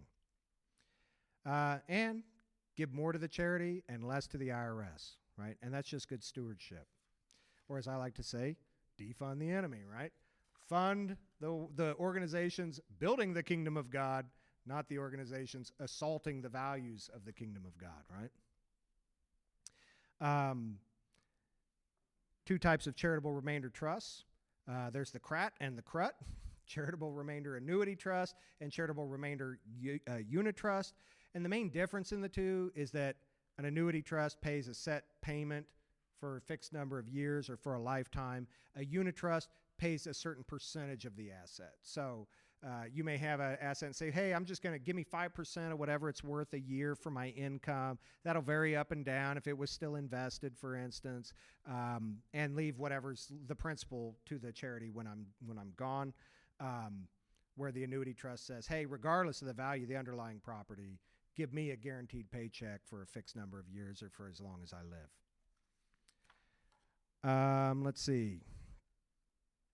So there's a partial charitable deduction because you do have some value. So if I give $100,000 or $50,000 to fund something like this, then I don't get to deduct the whole thing because the IRS says, hey, you're getting something back out of this, right? So it's not 100%, a gift. In that example I ran of giving a charitable gift annuity like that on $100,000, it was a $40,000 immediate deduction. $60,000 considered a value to you. So when I gave that gift of $100,000, the IRS said, okay, you can write off $40,000 this year. Oh, and you can exclude out of that $6,400 payment you're getting every year, you only have to count $2,000 of that as income too. And that annuity in that example was paying that beneficiary $97,000 was the actuarial expectation on that 60. They didn't get a write-off. So they gave 100, they got back 97,000, and the charity got 40K. And they get the remainder of the money in case you don't live 16 years after giving it from 71 in that case. So it's pretty powerful. You really kind of got the use of the whole money, but you got to spread that tax liability out over 15 years rather than paying it all at once. And the charity got use of that 40,000 out of that 100 they gave. And I think, Pastor Mike, would you be okay, like if I said, hey, I'm going to give you a $100,000 gift, but I'm going to need you to give me back, $6,000 a year, until give me back $60,000 of it, but you can keep the other 40. He gave us a thumbs up on that. He said he's fine with that. It's same as taxation, right? You know, you still want to make another dollar of income even though your taxes go up, right? Because you still get to keep the difference. It's still less than 100%, so you're still coming out ahead. Yeah, so let's see. So that deductibility, how much is ultimately deemed to be left with the charity? And I think one of the key things here when we look at charitable remainder trusts or gift annuities is that the problem that we could have, you know, that could make Pastor Mike think twice is he says, well, I got to give you back $6,000 a year. You gave me $100,000. How many years before I've given you $100,000? And if you live too long, could I end up having to give you more than $100,000? And that's where the gift becomes a curse, right? And that's one of the things that we seek to address in our planning is to say, you know, many charities fund that informally, and they say it's just this obligation we have. We just write the checks until you die. And the problem then is that what's worse for me is best for the charity. You know what I mean? Like, the faster I die, the better off the charity is. And if I live too long, they could end up paying out more to me than they ever received. But if you use the appropriate, if we outsource the annuity, for instance, to an insurance company, we can guarantee that payment from the insurance company with a guaranteed amount of money today, and Pastor Mike and John don't have to sit on that $40K hoping that I don't outlive it. They have license. They can put that $60K in a contract. That company takes all the longevity risk, the risk of outliving the money. We transfer all that risk to the insurance company. They don't have to cut checks every year. They don't have to issue 1099s every year. And they don't have to hope that you die sooner than later, so it's a really good gift, right? And so I think those are all tremendous benefits of using financial products that I see charities, even those who are astute about this type of planning, failing to kind of take advantage of. It's like, you know, you don't have to self-administer all that. You can just outsource that, and you can have a known cost for that, and then that $40K is free now because you wrote the check to take care at once to take care of the $6,000 a year to that donor for the rest of their life. That's said and done on day one forever. You don't have to keep cutting checks every year and all of that, and then that 40 you know is clear and you can use it now. Does that make sense? And so we'll see a little bit how those concepts work. A charitable gift annuity works basically the same as a charitable remainder trust. I give a gift, I'm getting an income benefit. The difference in the value of my income and what I gave to the church is the deductible amount to the church or the charity. Only with the gift annuity, there is no need for a lawyer because you're not using a trust. Okay, so the gift annuity normally is just I give a check to the church gives me a check. And in this case, to say that I give a check to the church uses part of the check to get an annuity from an annuity company that pays the donor, and then the church can use the rest of the check, right? And so that eliminates all the legal cost and the complexity of a trust. That would be appropriate if I'm doing a gift to one charity. If I'm giving to multiple charities or something, maybe I do want a trust, you know. But most of us don't have those multi-million-dollar problems. So this little spreadsheet, I'm not going to run through it, but this helps you see some of the side-by-side comparison of the features of a charitable gift annuity with a charitable remainder trust, and some of the features that would make the CRAT and the CRUT different. And you guys have it in writing. You can read. And if you can't read that because it's too small on your slide or something, I can send you a bigger one. Just reach out. My card, I think, is in your folders. So you can reach out and get any of that material if you're having trouble reading it. If you want to see the slides on a single page or something, just let me know. All right. Qualified charitable distribution. Keeping the IRS out of your IRA, as I said, my favorite planning technique. Let's go in. I'm going to just show you some illustrations. You know, a picture speaks 1,000 words, and in these illustrations we can see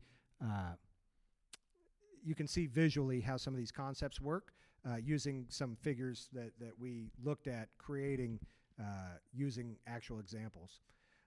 So the QCD, or Qualified Charitable Distribution illustration, this is going to show the tax savings on a qualified distribution to a nonprofit with no personal or beneficiary benefits for maximum impact to the charity.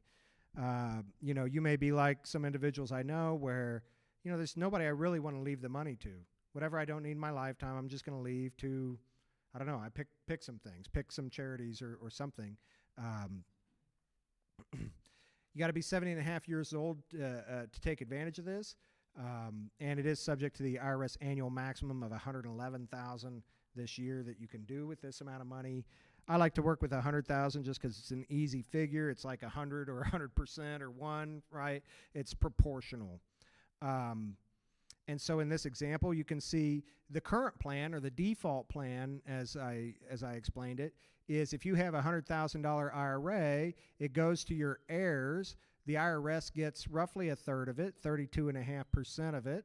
That's the tax rate on that $100,000 distribution.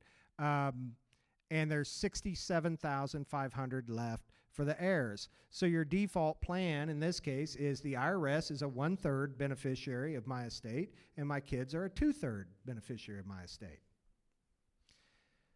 Now there's 4 beneficiaries of your assets. There's the IRS, there's your heirs, there's your charities, and there's yourself, right? Those are the 4 beneficiaries of any account or property that I have. Let me ask you, out of those 4 heirs, if there's any one of them you could disinherit, which one would it be? Not you, I'm pretty sure, necessarily. Not exactly. I would write my least favorite uncle out of the will, Uncle Sam, right? And so we want to disinherit your least favorite uncle and give more to your favorite charities, your kids, or yourself, or any of the 3. All right. So the proposed plan in this case is just simple. I say, okay, I'm going to use a qualified charitable distribution. I'm going to give that all to my charity, and instead of, I'm not worried, either I don't have kids or I'm not worried about leaving it to my kids. They've got enough money, or whatever the case may be, or they don't talk to me, or any of those other things. That's all things that happen every day. And Uncle Sam gets 0, and the charity gets $100,000 instead. That's fantastic if you're charitably minded, because in the prior example, how much did the charity get? 0, right? So instead we give $100K to them. Uncle Sam loses his 3rd inheritance, and the kids don't talk to me, so they don't get the money anyways, right? Or whatever the case may be. Or they're already successful and they've got a lot of money, whatever it may be. Okay, so that's a very straightforward example using a qualified charitable distribution. You can do those up to $111,000 per year. That's a little different than the one-time gift to the gift annuity, from the charitable distribution to the gift annuity or the remainder trust. Those are a once in a lifetime. These could do it every year. Qualified charitable distribution, I have these kind of names that help me remember what it is. An IRA max concept. Here we're going to incorporate some life insurance. So this donor, in their case, they do want to give money to the charity. They do want to reduce their least favorite uncle's inheritance, but they don't want to leave their children with no inheritance. Okay, so that's a common situation. So what we do here, we give a qualified charitable distribution to the charity. They purchase a single pay life insurance contract. In all these life insurance examples, I use whole life. It lasts as long as you do. It's guaranteed not to break and that kind of thing. So in the planning, I use that, although any life insurance would be acceptable. The life insurance premium counts as income, right? So I pay a 32% tax rate on the income. In this case, I assumed 71 years of age, standard health, a $50,000 single payment into the single premium life contract. And so in the next slide, Mike, so we started with the default plan. Again, looks the same as the prior one. 1/3 to my least favorite uncle, 2/3 to my heirs, none to my charity, none to myself. Instead, we gift the IRA to the charity, or the qualified distribution to the charity. The charity keeps $34,000.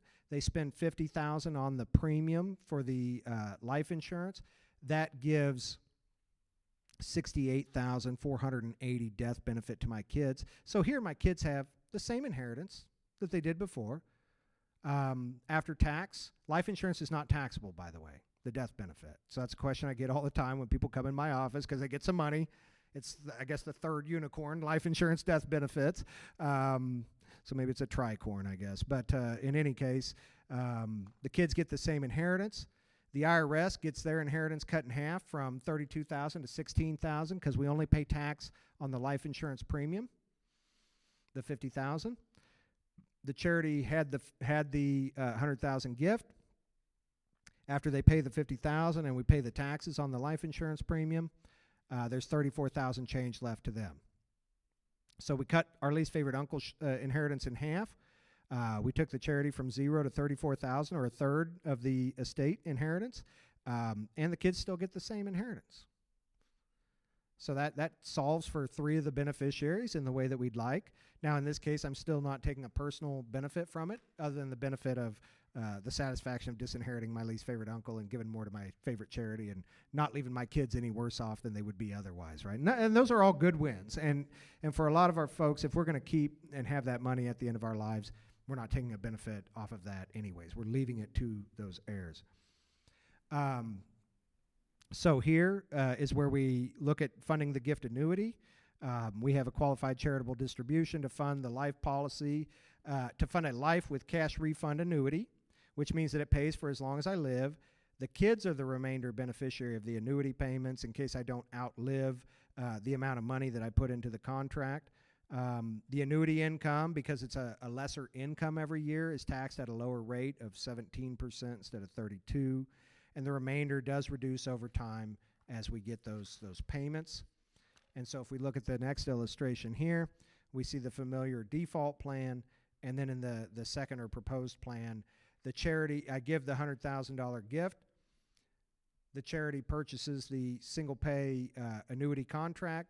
The annuity pays me, the grantor, $4,239 a year. I only claim that $4,239 as tax rather than the $100,000. The tax on that is only $700 a year, $721. So I'm getting about a 4.2%, rate of withdrawal off of that retirement asset, which I might have been using to live on, and that might be why I didn't gift it. The IRS's share went way down. My tax rate went down by half. They're just getting a little pittance every year off my $4,000, and the kids are still getting about a $50,000 inheritance, so they're not getting the whole 68. But I'm getting a bit. I wrote myself into the will, if you will, right? I wrote myself in as a beneficiary, so a little comes out of the kids and it goes to me, and that's okay. That might be what I'm after. In the last example, we're going to look at if you pair the two things, the gift annuity and the max concept, which incorporates life insurance to the estate.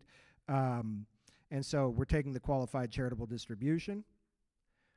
The charity's funding the annuity. They're funding the life premium, or they're paying me an income, and I'm using part of the income to buy a life policy and keeping the difference. So in this case, the kids are inheriting more money after tax than they would have in the default arrangement. So we've moved the $100,000 out. We've given it to the charity. The charity buys the gift annuity. So the charity, and they make themselves the remainder beneficiary of the annuity. So they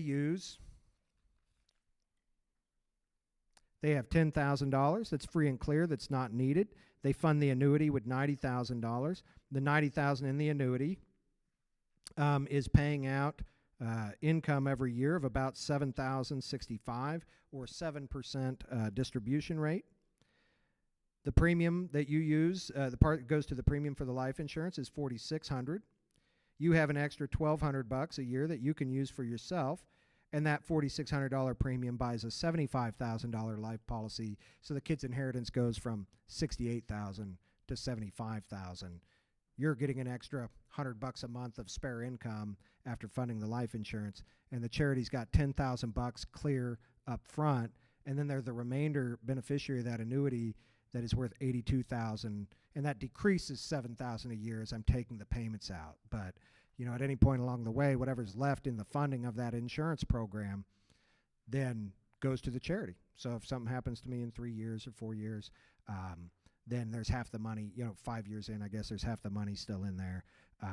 And the church has still got another $40,000 coming, for the later part of that now and later planning. Okay? And the last thing I'll show you, tax offsetting. For everybody in here that's not 70 and a half yet, you say, well, what can I do? You can still do similar concepts. In that case, we just have to take withdrawals from the IRA. When we take the withdrawal from the IRA, we do have to claim it as income. But if we lump our gift, right, where we give multiple years at one time, we take, say I still took a $100,000 withdrawal, but then I turn around and I give that $100,000 to my charity. Okay, then I can take an income, a plus in the income, and a minus in the deductions column, and offset or wash out the tax liability. Okay, so in that case, you kind of act as a conduit. You're adding and subtracting the income when you're giving it, rather than just subtracting it or excluding it when you send it directly to the charity. But if I'm 60 to 70 years of age, this is a way that I can accomplish that, similar planning concepts. And so we don't hold out tax, because we're going to turn around and just give it to a tax-deductible organization or write off that income. Okay, we want to do some planning and make sure about that, 50% of adjusted income limit and that kind of thing, if we want to realize the full deduction that year. So you do some planning with that. And in this case, we looked at the funding the same scenario that we described previously, only at a younger age. And what's something that you know about life insurance when you're younger? It's cheaper. Oh, and you're more likely to qualify, right? And so I like to say we're generally not getting healthier and better looking as we age, right? Those are two things that at least in my experience, are not happening. And so in this case, we still give the gift to the charity. They still buy the same annuity. They still have the $10,000 up front. They still have the remainder of the annuity payments as a beneficiary. But the life insurance cost went down by half by being 10 years younger, and so it's $2,000 a year. I'm keeping more change. I've got $3,200 about of income, and my kids still have that bigger $75,000 income. So here I'm getting a little over 3% income. I'm spending like 2% in addition on the life insurance. That's coming from the annuity. The kids are getting a bigger inheritance. Uncle Sam is down to getting $1,000 a year rather than $33,000 out of that asset. The charity's getting $10,000 up front today, and they're a remainder beneficiary on that $86,000. Whatever I don't use of that in my lifetime will go to them at the end of my life. And we cut our tax rate down to 17% by spreading that income out over many years as well. Okay, so those are some of the just concepts applied as we think about how do you put all that stuff together. And don't worry, you don't have to do it all yourself. If you want to reach out to us, we can help walk you through that and coordinate with your charities and that kind of thing. You can do it with multiple charities as well. So we've got some time for Q&A. Are there any questions that you would like to ask? Yes? Oh, that's a good question. This is another reason why it's really nice if your charity does buy the annuity from an annuity company.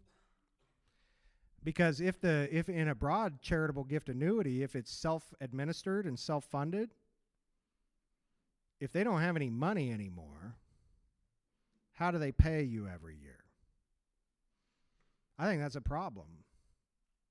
And so you benefit from that transfer of risk as well by using a private institution to administer the annuity, right? Because that charity could dissolve, go out of business in spite of your gifts there.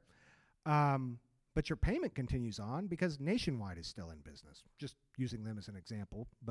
And they're a company that's strong in that space, but they're still in business. And so they can, and even if they went out of business, there's backup guarantees, for up to $250,000. So that helps protect against solvency, because otherwise gifts to a charity are they're general assets of the company. And if a company goes out of business, all their creditors are in default, right? Or defaulted on, right? So yeah, that's a real risk. And you don't know, it's a risk that can grow in a 15 or 20 year plan. So yeah, really good question, but that's part of why I recommend insuring the program, essentially. Does that answer your question? Okay. Jeff, did you have a question? Be sure and repeat your question for the recording. Oh, Okay. okay, yeah. On the recording, the question was, what if the charity dissolves?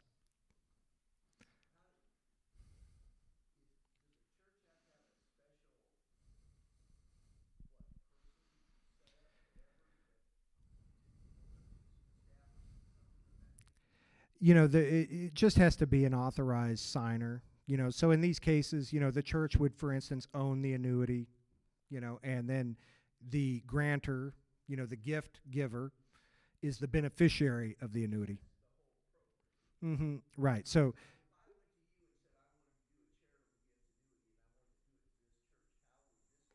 yeah. So in that case, then we would have, whoever the church has, they might have a resolution or whatever it is to approve someone to sign the contract. And then we would do, for instance, if we were using a qualified charitable distribution, we'd send the whole amount to the church. The church would purchase the contract, and then you would be the income beneficiary of the account. So the money will keep being paid to you as long as you live.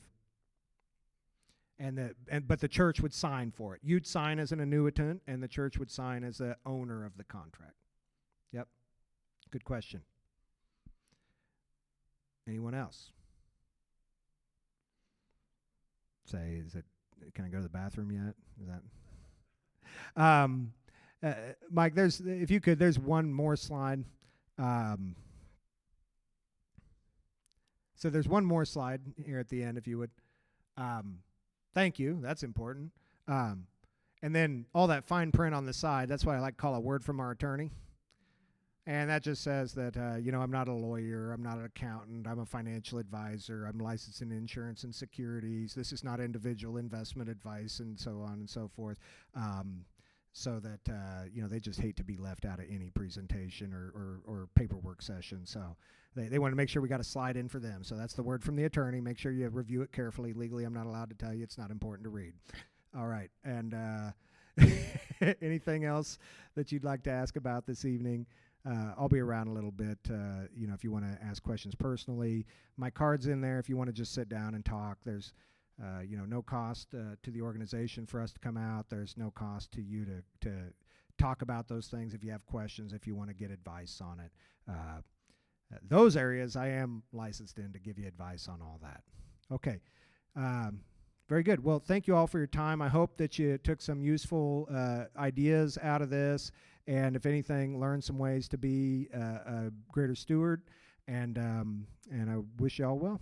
Pray for the best. Thanks for the invite. Thank you. Appreciate you.